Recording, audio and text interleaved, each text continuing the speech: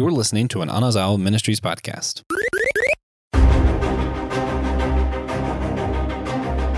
What is canon? Does canon matter? Do you need a continuous canon in order for a story to be good? We are tackling all of these questions and so much more today on Systematic Geekology.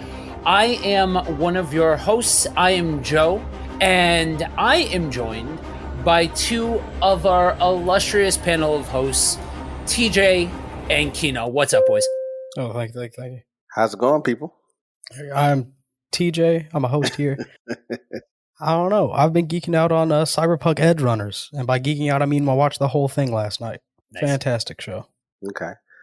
Kino, I am begrudgingly watching House of Dragons because there's nothing else on. It's not that great. Yeah, but it is that great. It is, but it's not. It's like I'm glad that it's on, but why am I watching this? But I can't stop watching because I'm like, it's hard. I'm going to jump into that and just make a very specific group of people real mad real quick and then run away from the topic. What is the only thing that you could create that's more boring than Game of Thrones? A spin-off of Game of Thrones having nothing to do with anything. Anyway, so today we are talking about canonicity, right? You know, there's a couple of specific IPs that I can think of that really, you know, this conversation of what is canon, what is not, you know, is a big part of the conversation. But I feel like in today's world, this conversation comes up more and more of, is this canon? Does this break canonicity? Things like that. And so, you know, the first couple of things that pop into my mind, there's Star Wars Legends, there's Dragon Ball GT. What are some of the other more highly contested canon points that you guys can think of with different IPs? Well, it's not different IPs, but the Dragon Ball movies. Oh, yes. It's so hard to tell which Dragon Ball movies are and aren't canon. Yeah. And One Piece movies, even the One Piece movies. You know, is this canon? Is it not? So as far as I know, only the most recent movie, film Red, is actually canon. But they never say that.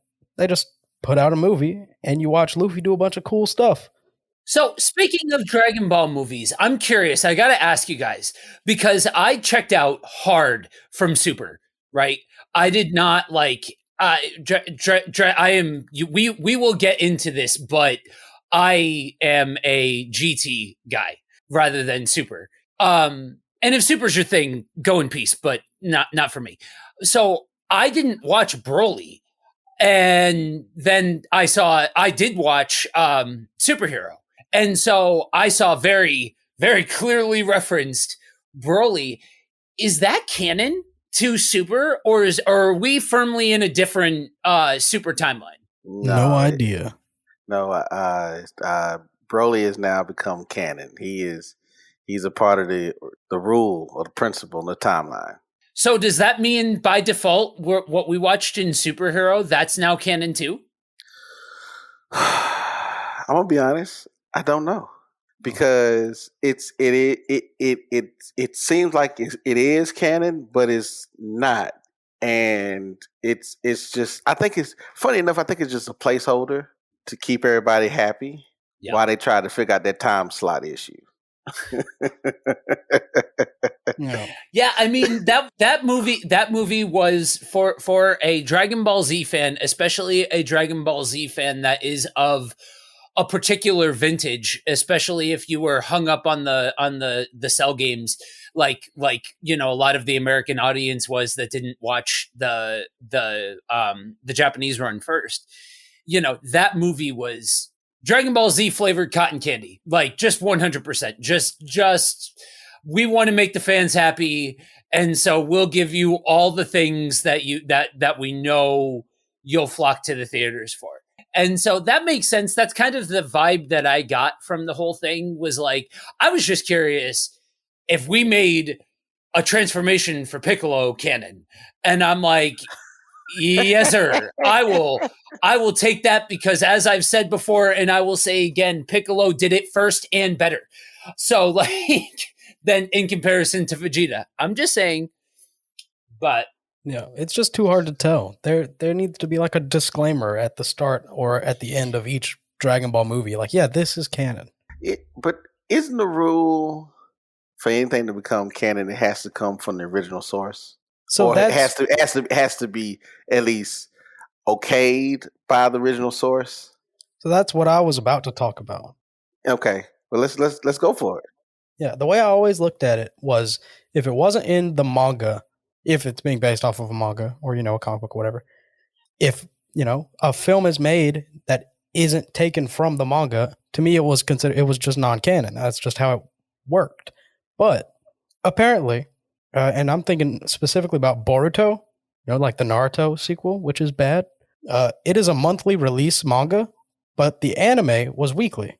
So I was like, what? There's like 100 episodes of the manga, of the anime. We're currently still, to this day, not even at chapter 100 in the manga. And apparently the anime is canon.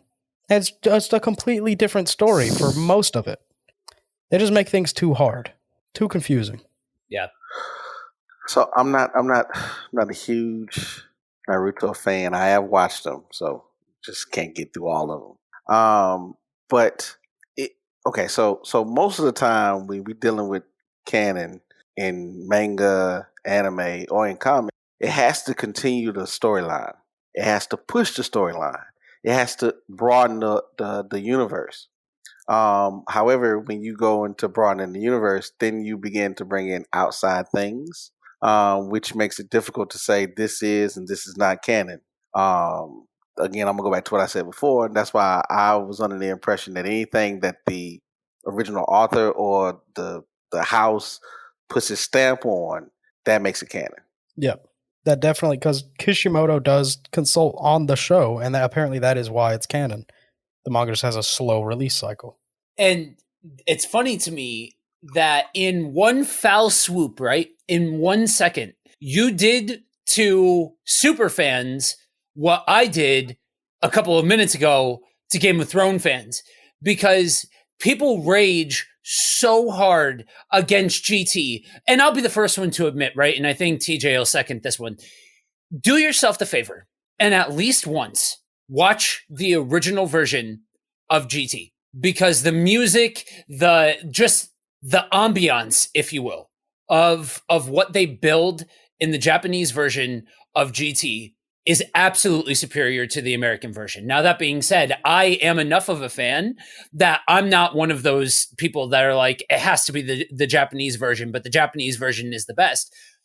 But like, I'll still watch the American version. It's fine. Like, it's to me, GT pushed the envelope more than Super did. Super played it safe. Super went with this idea of the gods and the angels, and it becomes the Saiyan show and all of that, where I feel like GT dared to play with the toys in the toy chest a little bit more than Super did. But the thing that people don't realize is Akira Toriyama gave his stamp of approval at the beginning of GT. He wasn't necessarily involved in it like he was with Z, but he gave his stamp of approval. And so, like, and honestly, in some respects, I would say that GT, canonicity wise, makes more sense than Super does. Like, as far as like a timetable goes and things like that, I feel like they tried harder to make it make sense in a timeline fashion than Super did. It seems like with Super and GT, it if you pay attention to what's going on, there's a lot of nods to GT in Super with the transformations, especially with Broly coming over. And I think that it is a way of trying to commercialize GT in a way that be palatable to the public. Yeah. Right. They definitely did that with Fighters and, Dragon Ball Xenoverse, all the games. They were really like, well, we have to acknowledge GT because people love GT. So all of those games had Gogeta in it before they recanonized Gogeta, which I'm not sure how that works with GT not being canon. But it's cool. They can do whatever they want, I guess. But it's just it's so hard to keep track. Yeah. It's so hard. And that's part of where, like, for me, I don't, to a degree, I pay attention to canon. I can appreciate continuity for sure. If you are making a play and saying that what you are doing is specifically building a canon, a story, telling a story, then tell your story and develop the continuity involved in that. Great, fantastic, and I love that. But that being said, for me, I don't see it as important overall as it is to tell a good story. You know what I mean? Like, for me, the Legends continuity for Star Wars, right? And specifically Dark Empire. I really am a huge Dark Empire fan. But, you know, people talk about the original 3, that's my trilogy. The prequel trilogy, that's my trilogy. I feel like for me, like, my nostalgia, like, my entry point into Star Wars was watching the originals pre-remakes, like remasterings or anything like that, like old VHSs of the original 3 was my entry point into Star Wars. But where my real love of the IP came from was the books. Like that extended universe and what they do with starting off with telling extended stories of the main characters. You've got your Luke-centered stories. They really, what they do as far as making Han and Leia just this united power couple is awesome. That just, I really, really wish they would have done in the sequel trilogy. You know, it is what it is. But for me, knowing that it's not, you know, it's quote unquote canon, right? It's not really canon, but it's kind of, it's very clearly extended universe stuff where it's just taking these characters and saying, here's some more stories of these characters versus something like a GT or something like a Super that is more overtly continuing the line. You know what I mean? If here's the line of Dragon Ball, it got extended out with Dragon Ball Z. And if here's the end point of Dragon Ball Z, the line is getting extended out with either GT or Super in a just a different kind of way. But to me, as kind of their own continuity, right? As kind of their own set of stories, they took these characters and were able to tell brand new stories that weren't necessarily bogged down by needing to play to dotting every single I and crossing every single T of a direct continuing the line from the original trilogy. And that resulted in for my money, some of the coolest Star Wars stories that got told. Yeah. For me, I was really, I was a bigger fan of the Old Republic than I was, like the continuation of the Star Wars story. Mm-hmm. For me, my original trilogy, my Star Wars trilogy, is the Darth Bane books by Drew Karpyshyn. Mm. Fantastic. Amazing those books are so good. He's a great writer, not even just his Star Wars stuff. Right. But I think that's really what Disney missed out on, was instead of, buying the IP and saying, hey, none of that's real anymore, you could have just paid these people. You could have paid these people for their ideas and used them. And they still could do that, technically. And Darth Bane is now canon because of the Clone Wars. Not really in the same form as he was in those books. But he does show up to Yoda in that Sith temple in season 5, 4. I'm not sure.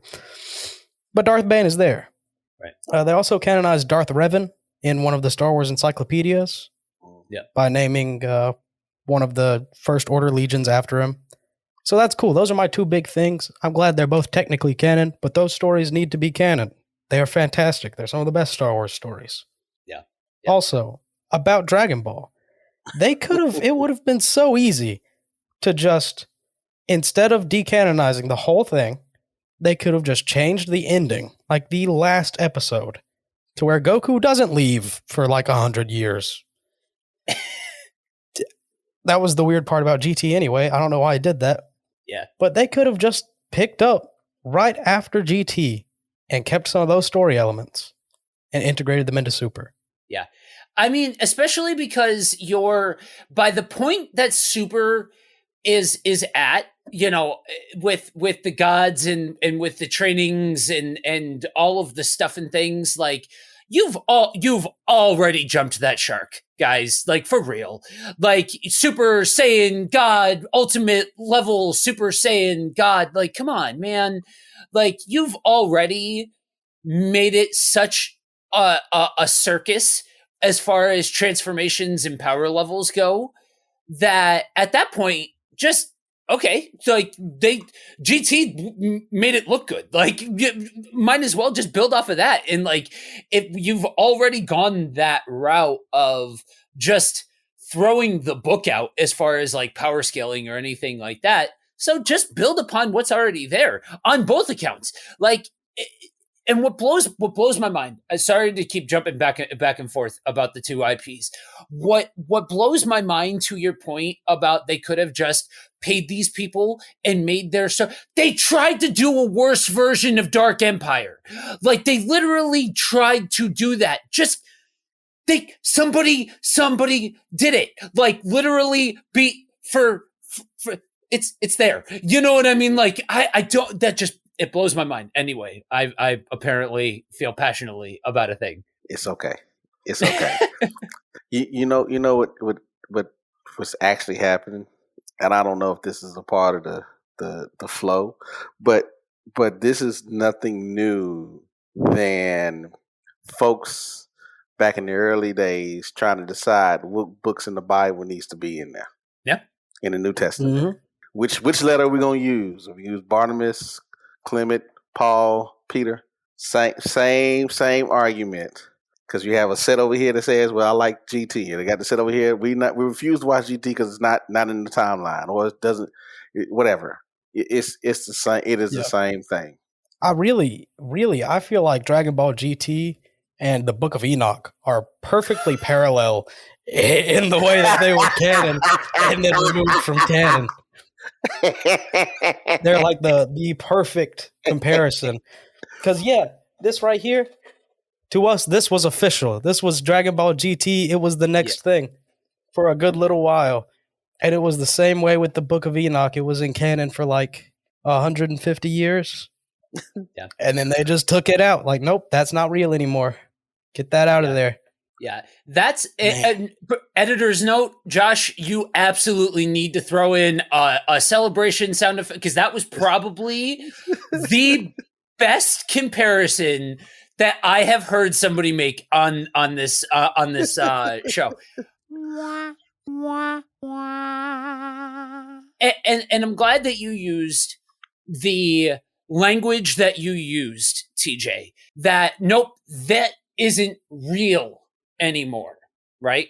Because when you look at, you know, this whole process of what is canonicity, what is, you know, how are we going to best present the timeline of this story? And when you have these different arguments, these different conversations, these different debates, there is a reality that we need to understand, that for some people, you know, to take it to the fandom sort of side of the conversation, there are people that think that the next piece of the timeline is Super. Some people think that the next piece of the timeline is GT. But just because you prefer this one doesn't mean that this other thing over here doesn't exist, right? And you know, I grew up in the context that the Bible is canon, right? The book, right? And I had heard grumblings along the way of these other books and stuff like that, but it wasn't anything that I paid attention to. And it was during my explorative time of I had my come to Jesus moment. I'd had that supernatural experience, and now I needed to cement it. Because the brain is a very powerful thing. It'll do a great many things and make you believe a great many things, especially when you're sick and in a bad way. So I wanted to, if I could at least corroborate the empty tomb, then a lot of other things start to be a lot more palatable, was my approach. And I jumped into the history. I jumped into the fact finding. I jumped into what can I verify? Where can I start as far as all of this stuff goes? And that was my entry point into understanding that there were other works out there, like the Apocrypha, like the Book of Enoch. I should say the books of Enoch. I am one that I take seriously more the first one, and I think that they went a particular way as the other books were written, but that there are pieces of literature, even not even just the non-included books, but also other adjacent pieces of literature that give alternative perspective on the biblical narrative, that talk about the nation of Israel at this particular time, but not from the Bible, but other works acknowledging this group, right? Or maybe it's like the Book of Enoch, and where we even see Jesus referencing. I think it's Jesus. I don't know. I'm getting my references mixed up right this particular second. But regardless, it's a good idea to have a full picture of all of this stuff in order for it to really make sense in its full context. Yeah, I think a part of the issue is that people don't grasp the full context of everything. They like to take the pieces and parts that fit them, that speaks to them, and then saying, this is it. Yeah. In referencing Joe, when you was talking about Jesus referencing other books, that brought to mind there are books in the Old Testament that are referenced about other individuals. Yeah. The book of the Seer of Samuel's in First Chronicles. Where's that book at? There are so many things that are not being recorded. I mean, not being been handed down from history, but yes, been lost in time. Doesn't mean it was less canonical. It's just got lost to time. And go on. You go ahead. No. All I was going to say was is to say that this is something that is authoritative only means that you believe in that authority. Somebody else might not. And when we talk about IPs and what's canon and what's not, really it's just a discussion about which timeline you want to follow. That's what it's really about. Which timeline you want to follow. And in the day, whatever gets your go for it. Yeah, and I think the apocryphal books are in an interesting spot because they're books that the church has acknowledged. These could have value to them. Like there's a reason to read these, but they're not in the Bible. That's just interesting to me. Well, let me say this: they were in the Bible at one point. They was in the back. They was in the back, and you could still get their books of the apocryphal in a Bible if you buy one that has it in there. I actually have one right now. So it ain't like it's just not in the Bible anymore. It's just it depends on which version you have. And if it's a good study Bible. I got to emphasize it got to be a good study Bible. Yeah, because there's a lot in there too. It's not just a couple things. It's like 10 books. Right. Yeah, 11. And that's not including the lost books in the Bible. Right. And that's something to consider, right? When you talk about the high view of Scripture and all of that. When you read the Bible, it is presented the way that it is, how it is, divinely inspired, whatever that, I'm going to say whatever that means, but that is something that is what it is, but does not disqualify this idea that good studyship involves approaching something from multiple angles. And I think that part of the risk comes in where we are so afraid to quote unquote fall into heresy that we read the Bible. That's it. That like we read like, or to take that to the extreme, that it just becomes about the New Testament, right? For me, I emphasize the fact that I don't believe because of feelings. I don't have faith because it makes me feel good, or because somebody else in my life convinced me to have faith. I have a relationship with God because it's real. You know what I mean? Like that's there is a divine portion of it that I really do believe in the revelation of the personhood of Jesus. I really do. I think that that's presented in scripture for a reason. I think that there is something divine in nature about putting the dots together to say Jesus was the Son of God. But when it comes to the reliability of the source material, the reliability of the biblical narrative, and the whole story of the Bible, I believe it because when I look at the facts of it all, this is what's true. This is what makes sense. This is the most beyond to use the scientific method beyond reasonable doubt. This is what makes sense. Do you know what I mean? And part of getting there is to explore the entirety of the thing, right? So for me, in my generation, one of the big books that's like taboo, or at least was, it's old hat now. But I remember growing up, and I say growing up, I was late teens into young adult, like into adult years, when the Da Vinci Code came out. And the Da Vinci Code was the big thing, right? Oh, don't let your kids listen to, or read the Da Vinci Code. And I don't even need any of the theological or biblical stuff to disarm that. Dan Brown has come out and said, I believe everything that's in this book. Okay, page one, it states how many glass panes are on the ceiling of the Louvre, and that's an incorrect statement. It's a work of fiction, guys. It's a work of fiction. And like, if you can't handle fact from fiction, then don't read it. If you can't handle that, and somebody saying, but to me, reading the Da Vinci Code is all the same as going on old school History Channel and watching something like the Bible Code and all of that kind of stuff that used those kinds of shows that used to be on there. Like, and you know, I put a high view on the fact that ultimately Christianity is an Eastern religion. It is not a Western religion, and baked into that is the spiritual component.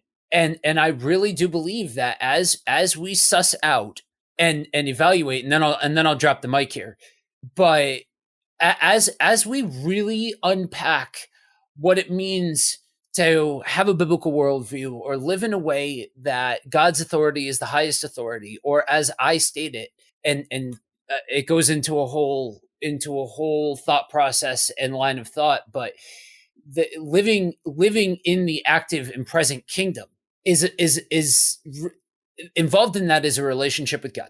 And as a byproduct of that relationship of God, we should want to know him more, know him better, know his character, know the personhood of Jesus, understand what the Bible actually says in its full totality. One of the best ways that you can do that is to understand the context in which this was being written, on which all of this stuff is being taught, in which the New Testament is quoting the Old Testament, and understand the continuous narrative that ultimately leads to Jesus.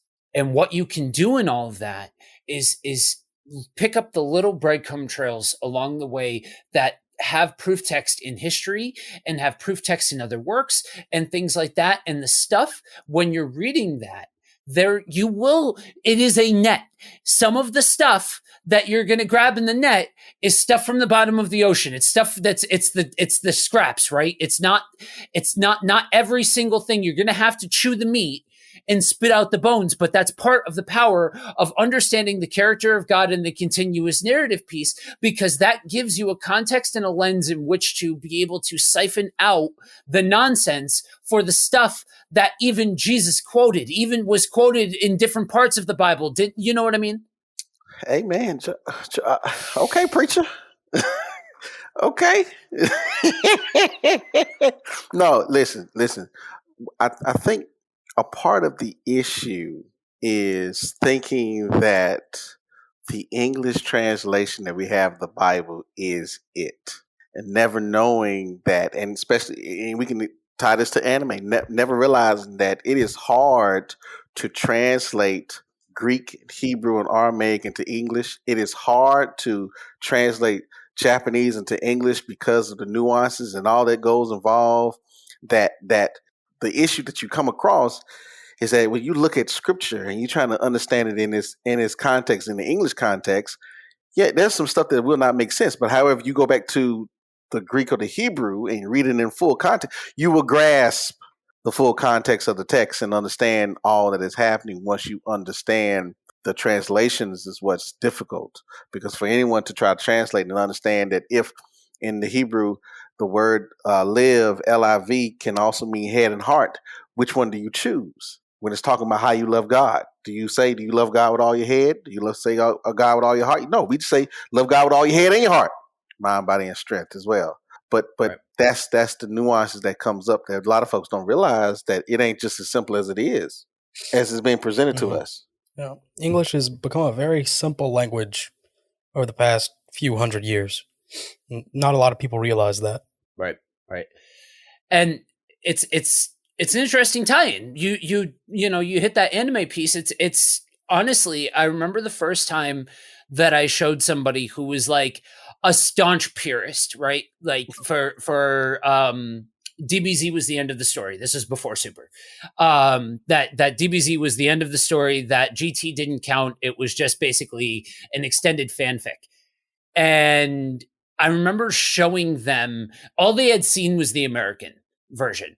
And I remember showing them the first time, because they were super into the Japanese version of Z versus the American version of Z. But some of this same sentiment can be given to those translation pieces, because not everything's great about the American version of DBZ.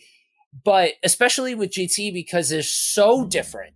I remember showing him the first time, and it was like he was watching an entirely new series. You know what I mean? And I remember the first time that I picked up a Strong's. For those of you that don't know, a Strong's Concordance is, I guess in its most simplified definition, a dictionary, a reference book that you can look up the source language and the translation and get references and that kind of thing. And I remember the first time that I picked one up and I started using it, and it was like an entirely new light was shined on the scriptures, because I was able to really, go down rabbit holes. You know what I mean? Like, okay, so what's this word? Like, I've seen this word elsewhere in scripture. What's this word mean? You know what I mean? Because you look at some passages, many passages, entire definitions, entire concepts that bleed over into other parts of scripture hinge on one or two words and understanding what those one or two words mean. And that can be the difference of whether or not you are worshiping something in a Jesus suit or you are seeking the authentic Jesus. Yeah. Just the sad truth is that a lot of folks don't realize that the King James version of the Bible, which, a lot of folks say this is the one you should read from, is written on the 12th grade level. Yeah. And that the King James need to be read aloud. It was supposed to have been an auditory book that was supposed to be read. That's why when you hear the King James version of any pose that's read, it sparks something in you, and that's how it's supposed to be set up. However, which denotes that it was just trying to recreate the ancient Hebrew, because Hebrew do the same thing. Right. It denotes an emotion, responds because of what you're hearing, that speaks and sparks something on the inside of us. But you miss that if you only see one version. You miss that if you just only see the Americanized version of anime. You miss the richness and the beauty of seeing it in its original form.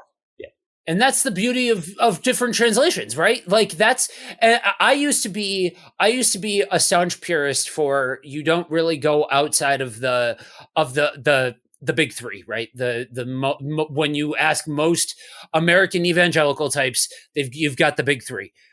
And it started with the easy to read version because that was brought to me by a guy that I used to broadcast with. And he said, he likes it because it's simplified. You know what I mean? Like he was raised in a household where English was not the first language. And so to him, it was beneficial to have something that was a little bit more simplified. Because for those of you that don't know, the easy read version was created for the deaf community. The deaf community has substantially less vocabulary than what is standard English language. And that opened my eyes, that for some people that is a bridge too far and that's not the real and authentic gospel and all this kind of stuff. But it showed me that the same sentiment, like the same core, the root is still being portrayed. Yeah. Do you miss some of the nuance? Yes, you miss some of the nuance. When you go concept for concept, there is a little bit of something at different parts that is lost. I'll be the first one to admit it. But let's not throw the baby out with the bathwater, guys. Because when you have those different translations, maybe something will spark in you over here that didn't over there. And then you have some of them, like Kino said, that are just meant to be more, I guess, artistic. I don't know. You know what I mean? Like you think about the source material here. So much didn't have, the printing press. It wasn't like everybody was walking around with copies of the Bible. Most of the time, people were hearing it, and so it stands to reason that some of these translations would be going for that same tradition. Mm-hmm. I'm gonna say this because I always say this when we talk about Bible. For anyone who wants to know, get your good study Bible and read the editor's note. Yeah. Don't just open the Bible. Read the editor's note because the editor's note will tell you which manuscript they're using, why they're using it, and how they came about understanding and writing down the scriptures in the way that they understood based off of their own understanding. But you got to read the editor's notes. Got to. Always read the footnotes. Footnotes make sense. Yeah. So, in conclusion, watch the sub, read the Christian Standard Bible. Anything else? The NASB, I guess. Yeah, that's it in a nutshell. Thanks for joining us, guys. No. Yeah. End of podcast. That's the last episode. Yep, that's it. Yeah. But yeah, I think for me, this kind of conversation about what is canon, what is not, is a lot of fun because as I process geek culture through my Christian brain, and as I continue to enjoy good storytelling and things like that, it is when done well. I should preface, when done well, when we leave out the toxic nonsense, when we don't bite at each other, and we can have like actual conversation and dialogue about what is canon and what is not with these different, and the value of the different stories and things like that. I do think that this is, for me, one of the more fun topics because it works some of those same muscles. You know what I mean? When you're processing through understanding truth and understanding scriptures and all of those kinds of things, it kind of recontextualizes those same skill sets and those same muscle groups, but for something that's, I guess, a little bit more lighthearted, It will enhance to the richness of the text. Yes. It will make it alive if you truly go in and dive in and see yourself in the book. These are real people. Yeah. They might be old, they might be dead and gone, but these are real people. Have real issues. Yep. And that's marinate on that. Marinate on the fact that when we pick up the Bible, it's about real people. It gets lost sometimes as stories, but this isn't mythology. These were people that walked the earth. You know what I mean? So I want to end off with a little bit of a special thing. I know we usually do recommendations, but I want to hear from you guys. If you had to recommend something that is questionable in its canonicity to the source material, is there anything that jumps out to you guys as something that you would suggest people take a look at? Let me go first, because I'm gonna say I used to be a staunch canon that it had to be the source, and that was it. but in watching GT and especially talking with you all, it has broadened my horizon to have an appreciation and the richness of that which I love. And so I'm going to offer someone who was a staunch Canonite, as I was, to especially if you like Star Wars, just dive into Legends. Mm-hmm. Just read one of the Legend books. And I know we're not talking about, but I have to say I just finished Darth Plagueis, and oh my gosh, that was so good. Oh, awesome! And I listened to the audiobook. I didn't even read. I listened to the audiobook. It was. I would go to sleep at that and just dreams. That was a wonderful, wonderful book. So Legends, do Legends, folks. Star Wars Legends. Yeah. All right. Kino said Star Wars Legends, so I'm going to say Star Wars Visions. A lot of people still haven't seen Star Wars Visions. What's wrong with you? It's on Disney Plus. It's not canon. No, some of them are really good. Go good. Watch them. Gosh, also, Dragon Ball GT. Also, the JoJo's Bizarre Adventure light novels. That's a different one. Those are just crazy. Yeah, I was just introduced to I watched a YouTube video about the storyline for JoJo's Amazing Circus. Mike, I'd heard or JoJo's Bizarre Adventure or whatever it's called. Yeah, it's interesting. It's crazy. Yeah, it's crazy. For me, since you guys took the big two that I would point to, if you want something that's just ridiculous camp, just nonsense for 90 minutes, watch the original Power Rangers movie. It is not canon to MMPR. It takes some of this. It is not. It takes some of the same concepts as was done in the show, but does them differently. I think the movie did it better than the show did for that section of the story. But yeah, and I am always for people watching the movie, so that way the new owners of the Power Rangers IP see that Ivan Ooze is an amazing villain and absolutely needs to get canonized. Definitely. It's true. I assumed he was canon for the past, 17 years. Yeah. So, all right, guys. Well, that is a wrap. And real quick, one more thing. In JoJo's, they imply that Jesus Christ is a Joestar. I just had to put that out there. There you go. Couldn't leave that unsaid. Crazy series. Yeah. From the super slimmed down explanation that I heard, it is a whole lot going on. That's for sure. It's bizarre. It's an adventure. Yep, for sure. All right, guys. Well, thank you for joining us. And if you have listened through this and you want to hear more opinions and takes and perspectives from our illustrious panel of hosts, you can head on over to systematicgeekology.org. Check out the full run through of what we have been doing for almost a year now. Crazy to think about. And as well as slide on over to the host tab, and you'll be able to see the variety of projects that we are all involved in.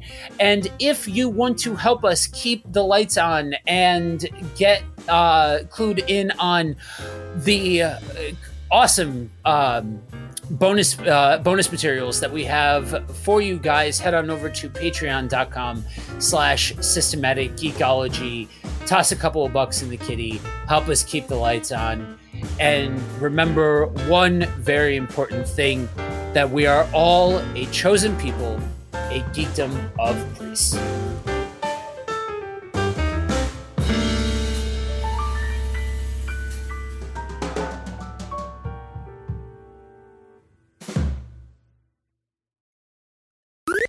This was an Anazao Ministries podcast. If you enjoyed this show and would like to learn more about our network, be sure to check out the Anazao Ministries Podcast Network.